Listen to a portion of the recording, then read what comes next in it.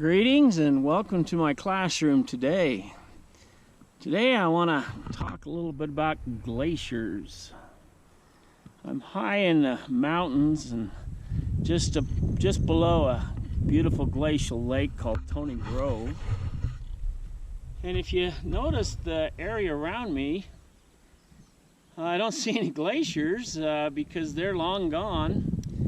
And the evidence, though, is here that they were once in this valley. The biggest evidence that I have to show right here is all of the huge boulders. If you see a valley like this one and it's got just massive boulders just strewn all over the place, good chance there was once a glacier in that valley. When you have a canyon that's made by running water, water is a great sorter.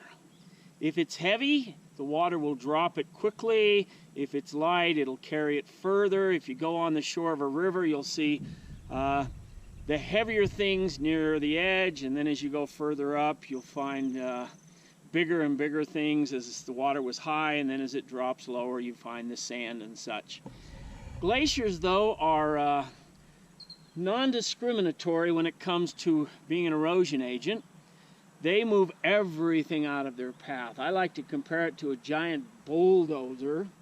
In the mountains behind us here, there was once huge glaciers up in here, and they pushed down this valley, and everything in their way got pushed out of the way. When the glacier receded and melted, it just dropped what it was carrying and holding, and these big boulders are right here left as evidence of an ancient glacier in this area. Also, if you look carefully, try to give you a view here, the valley around us is very open.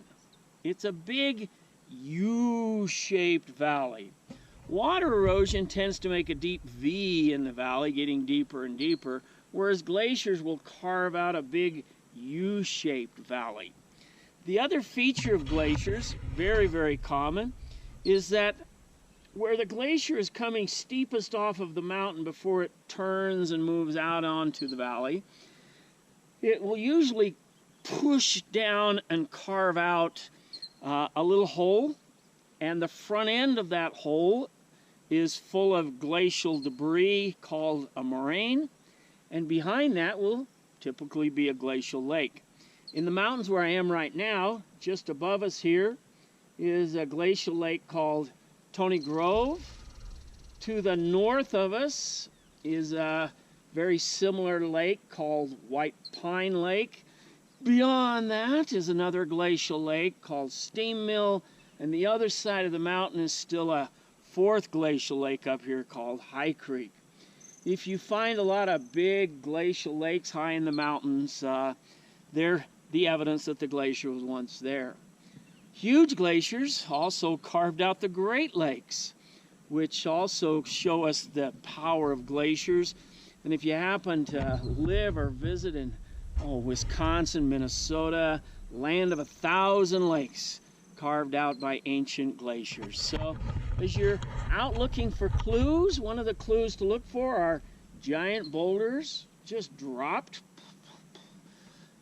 lakes, large or small, that are left behind where the basins were carved out by the glaciers, and the U-shaped valleys. Thank you for attending class today.